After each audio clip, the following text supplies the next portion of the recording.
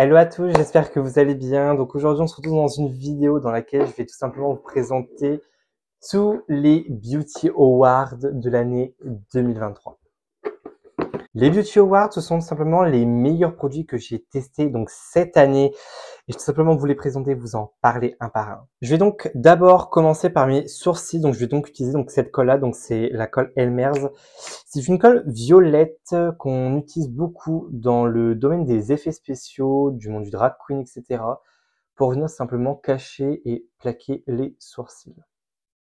C'est une colle que j'adore. Alors c'est un petit peu spécial de fixer sourcils avec de la colle. Donc une fois que j'ai appliqué donc la colle en effet à rebrousse-poil dans mes sourcils avec le goupillon de mon crayon à sourcils, je viens tout simplement donc plaquer mes sourcils vers le haut. Vous inquiétez pas, c'est une colle qui va devenir transparente. Là, elle est violette. Et une fois qu'elle sera sèche, elle va vraiment devenir totalement transparente.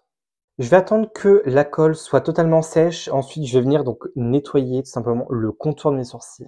Pour remplir mes sourcils, j'ai donc utilisé mon crayon favori de cette année. C'est le Brow Trio de chez Valentino, qui est composé, donc comme je vous ai montré à l'instant pour mes sourcils, il est composé d'un goupillon, d'un crayon et d'un feutre. D'où son nom, Brow Trio. Et vraiment, j'adore ce produit-là.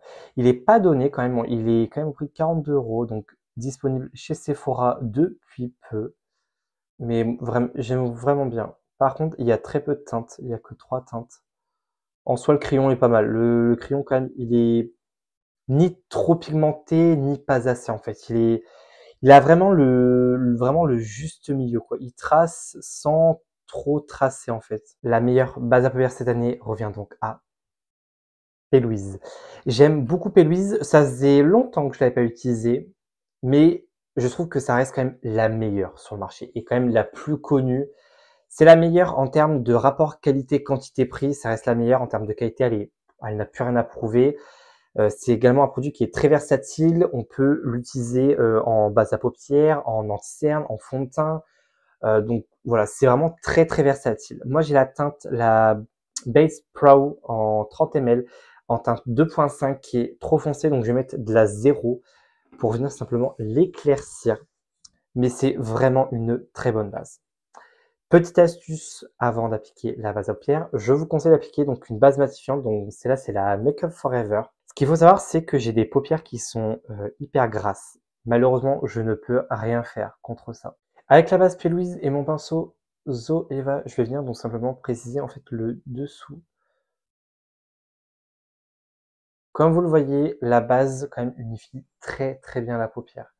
J'aime vraiment beaucoup cette base-là, elle est vraiment très bien, elle est quand même utilisée par tous les make-up artistes. Le Beauty Award de la meilleure palette de fard à paupières cette année est donc décerné donc à la Cosmos palette.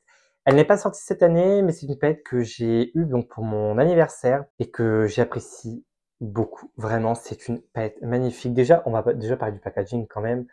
Packaging, voilà, doré, des petites étoiles, vraiment magnifique. Sincèrement, les fards sont incroyables. Je trouve que les fards sont quand même de meilleure qualité dans ces nouvelles palettes plutôt que dans les anciennes. Les fards sont tout aussi pigmentés que dans ses précédentes versions, dans sa toute première formulation de fard à paupières. Mais je trouve que là, quand même, les fards sont toujours aussi pigmentés, mais plus faciles quand même à travailler. Voilà, donc c'est la palette que je vais utiliser aujourd'hui. Je sais pas trop quoi faire aujourd'hui. Je pense que je vais partir sur quelque chose de simple. Je vais pas trop me prendre la tête, honnêtement. Je viens de faire un maquillage simple. Je vais pas trop partir dans... Prendre le fard juste ici, le fard Comet avec un petit pinceau boule. Alors, les fards sont très poudreux, c'est normal puisque, comme j'ai dit au début de la vidéo, les fards sont vraiment pigmentés, quoi. Donc, la démonstration parle d'elle-même. J'applique donc la teinte Comète en oblique sur mon coin interne. Je la remonte avec le pinceau en venant tapoter. Il faut vraiment tapoter pour déposer le pigment. Parce que c'est une base qui est collante. Les fards sont très pigmentés, donc on peut facilement faire des taches. Donc, en même temps, j'ouvre mon œil pour voir un petit peu où est mon creux paupière. Et je ramène donc la teinte au-dessus quand même de mon creux paupière, puisque j'ai des paupières tombantes. Eh oui, c'est très très chiant d'avoir des paupières tombantes, mais malheureusement, on fait avec. On n'a pas le choix. Je vais prendre le fard juste ici, le fard Space Dust, qui est un sorte de marron taupe un petit peu, avec un pinceau quand même estompeur assez fluffy. Et je vais venir simplement donc appliquer donc la teinte Space Dust en teinte de transition, donc juste au-dessus de la teinte Comet. Donc là, je peux remonter jusqu'à mon sourcil puisque c'est ma teinte de transition, donc j'utilise au maximum la place que j'ai, quoi. Et en même temps, la teinte Space Dust va m'aider à dégrader la teinte Comet et vraiment fondre les deux ensemble. Je reprends donc le pinceau de la teinte précédente, je remets un petit peu de matière dessus quand même. Voilà, et je redéfinis en fait la forme, quoi. Et notamment mon creux paupière. Je vais venir prendre mon eau micellaire Bioderma. Faire comme un... Enfin, c'est même pas comme, c'est un cut crease en fait. Je vais faire un semi-cut crease. Je reprends donc la base Pale Wiz.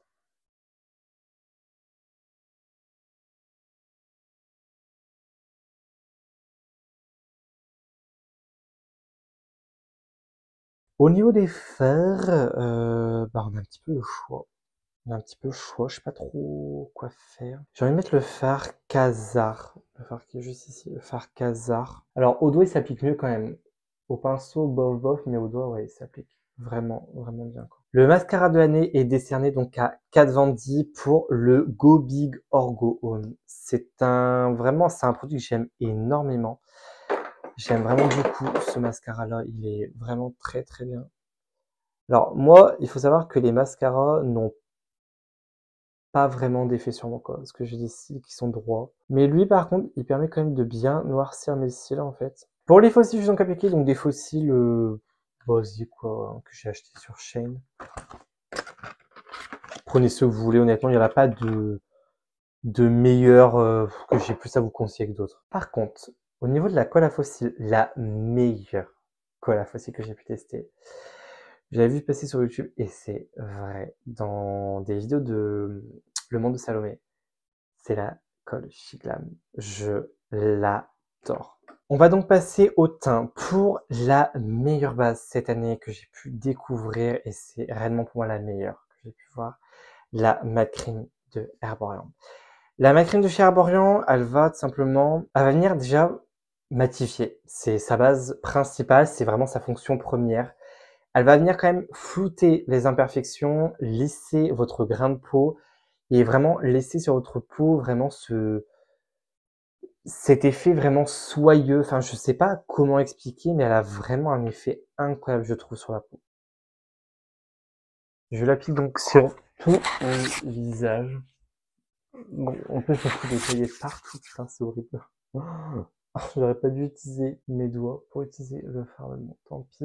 Pour le fond de teint, le meilleur fond de teint que j'ai pu tester cette année, c'est le Icy Skin chez Makeup Forever. Il est hyper bien. Sincèrement, j'ai rarement de coup de cœur pour des fonds de teint. Mais là, pour le coup, je l'aime énormément. C'est un fond de teint qui a quand même un rendu semi-mat. Il a un rendu semi-mat. Il a quand même un résultat. Il a un rendu qui est semi-mat. Niveau couvrance, il offre quand même une couvrance quand même moyenne. Il est vraiment très joli. Il a quand même apparemment, il a un rendu imperceptible. Il a ce rendu semi-mat. Incroyable. Il promet d'être imperceptible au niveau de la peau. Alors, imperceptible, voilà, ça reste quand même relatif. C'est sûr que comparé à d'autres fonds de teint, il est quand même imperceptible. C'est pas non plus genre style, oh, genre vous avez rien sur la peau. Non. On voit quand même que vous avez du fond de teint sur la peau, mais comparé, voilà, comme je dis, à d'autres fonds de teint, il est quand même naturel, quoi. C'est vraiment votre peau en mieux, quoi. Il s'applique facilement, il est liquide, enfin, il est peut-être un peu trop jaune pour moi. Ouais, il est un peu trop jaune, et encore, c'est un sous-ton neutre. Donc, le meilleur anti-cerne pour moi cette année, le faux filter de Huda Beauty. Il est incroyable. Il est couvrant, mais sans avoir cet effet asséchant en fait. J'aime en fait avoir un ancien qui est couvrant, mais pas non plus asséchant quoi. Alors j'adore le Tarte. Le Tarte c'est même l'un de mes préférés.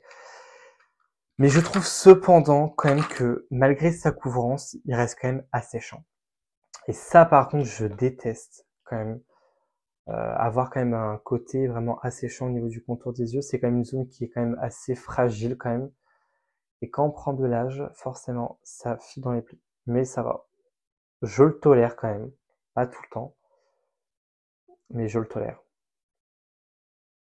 Mais regardez-moi ça. Il est couvrant, mais c'est un plaisir franchement de travailler cet anti-cerne quoi. Je vais pas venir poudrer mon teint tout de suite. Je vais continuer mon teint.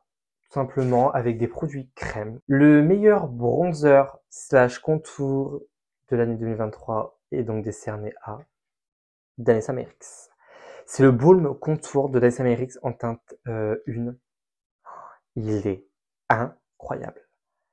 C'est vraiment, il est enrichi en acide hyaluronique, en vitamine E. Ce produit-là, c'est du beurre, quoi. Si vous ne l'avez jamais testé, et honnêtement, sacrilège à vous parce que il est vraiment bien, quoi. Il se fond à la peau vraiment à merveille, quoi. Alors, il ressent quand même un peu plus à la caméra quand même, mais je vous promets que... Pour le blush, on reste toujours chez la reine, Danessa Myricks, le Yumi Skin Flush. En teinte Bellini, cette fois-ci, que j'aime vraiment, vraiment bien. Il est vraiment très bien, ce blush. Il a la même texture, en fait, que les Yumi Skin Balm, en fait. Très, très, très bon blush, sérieusement, qui va venir tout simplement donc lisser la peau, en fait, et rester mat toute la journée. Il est ultra pigmenté, par contre, donc moi, j'ai quand même de tapoter sur ma main pour enlever l'excédent, tellement qu'il est... Regardez, je mens pas quoi, il est vraiment pigmenté quoi. Il est incroyable comme blush. Moi je l'utilise également en tant que correcteur au niveau de mes cernes et au niveau de ma barbe. Vous pouvez également l'utiliser au niveau des yeux, au niveau des lèvres également. C'est vraiment un produit versatile quoi. Tous les produits d'Anessa sont vraiment versatiles. J'en ai vraiment pris beaucoup. Ouais, il va falloir que je fasse gaffe parce que j'en ai vraiment pris beaucoup. J'ai eu la main un peu lourde. J'ai vraiment eu la main lourde pour le coup là, donc il va falloir que je fasse quand même attention. Je vais venir poudrer donc mon teint et mon anti-cerne avec la fameuse poudre Huda Beauty. Je l'ai découvert uniquement cette année. Je sais, sacrilège à moi-même.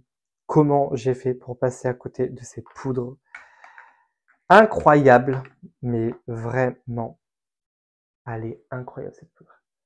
Si vous avez une peau grasse, ce sera votre meilleur allié. Elle est vraiment topissime. Je ne jure que par cette poudre. On va donc passer donc à l'highlighter et le meilleur highlighter cette année, également viral sur TikTok, le Posity Light de Rare Beauty, qui est donc la marque de maquillage de Selena Gomez. Voilà. La pigmentation, comme je dis, parle d'elle-même. Hein. Incroyable. C'est un highlighter magnifique. Alors, si vous aimez les highlighters qui envoient, même dans le noir, on vous voit, bah, prenez les Rare Beauty, quoi. Si vous n'aimez pas tout ce qui est trop lumineux, et bah, passez votre chemin, quoi. Parce que ça, c'est vraiment pas pour les... Si vous aimez pas briller, next. On en a terminé avec le teint. Je vais venir le fixer avec deux produits. Le meilleur spray fixateur, enfin du moins les deux meilleurs spray fixateurs de cette année sont décernés tout d'abord donc à Sephora Collection avec leur spray fixateur, le noir qui est incroyable. C'est déjà ça c'est mon 5e flacon que j'ai. Et le deuxième spray fixateur, ce n'est pas un spray fixateur, c'est un produit capillaire que moi j'utilise en produit pour fixer mon teint. C'est la laque pour cheveux de la marque Wella Professional, donc la rose. Voilà, c'est une laque pour cheveux que moi j'utilise de temps en temps en fait en spray de fixation en fait, et ça tient vraiment toute la journée. Vraiment, ça ne bouge absolument pas. On va d'abord commencer par le Sephora pour vraiment faire fondre toutes les matières ensemble. Ensuite, on va venir donc utiliser donc le deuxième spray. Donc je vais quand même venir le secouer avant.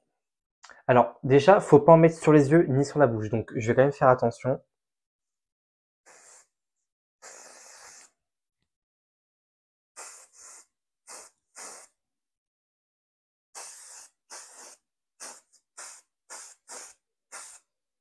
Donc là, le but, c'est quand même de laisser sécher quand même la laque, parce que ça va vraiment laquer, enfin en même temps c'est une laque, ça va vraiment laquer votre visage.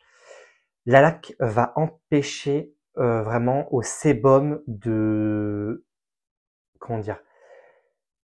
En fait, en gros, ça va faire votre peau, le sébum, votre maquillage et la laque. En fait, la laque, ça va être en fait comme une barrière qui va vraiment retenir votre sébum. Votre peau va briller à cause de la laque, puisque c'est un produit qui est brillant, mais votre sébum va être, comment dire, encapsulé par la laque. Donc, ça va empêcher à votre sébum, voilà, de s'extraire de votre peau. Et également, ça va vraiment rendre votre maquillage sans transfert. Donc, en vrai, c'est sûr que si vous faites ça, ça va s'enlever. Mais si vous faites ça, il n'y aura rien sur votre main, quoi. On va donc finir le maquillage donc avec les lèvres, le meilleur crayon à lèvres de cette année, les Line Loud de NYX. Ce sont de très bons crayons lèvres. Franchement, ils sont pas chers du tout. Ils ont une tenue qui est juste incroyable. Pour les produits lèvres, j'en ai sélectionné deux que vraiment j'ai adoré cette année. Ils sont très différents. Il y en a un qui est glossé, un autre qui est mat mais velours au niveau des lèvres. Le premier, c'est le Smooth Sweeps, je sais pas trop comment ça se prononce, je suis désolé, de NYX en teinte Pancake Steaks. Et le deuxième, ce sont les Shine Loud de NYX. Aujourd'hui, je pense que je vais donc appliquer le Shine Loud. Donc vous avez donc une partie mat que vous allez mettre sur votre bouche, les laisser sécher, et ensuite vous allez appliquer le côté gloss. La vidéo touche à sa fin, j'espère vraiment que cette vidéo vous aura plu. Dites-moi en commentaire quels sont vos produits préférés. Je serais ravi de savoir quels sont vos produits préférés. J'espère vraiment que j'aurai pu vous faire découvrir des produits que certains d'entre vous ne connaissent pas forcément. Voilà. Dites-moi en commentaire également ce que vous avez pensé de la vidéo. On se retrouve la semaine prochaine dans une nouvelle vidéo. Sur ce, je vous fais plein de bisous et prenez soin de vous.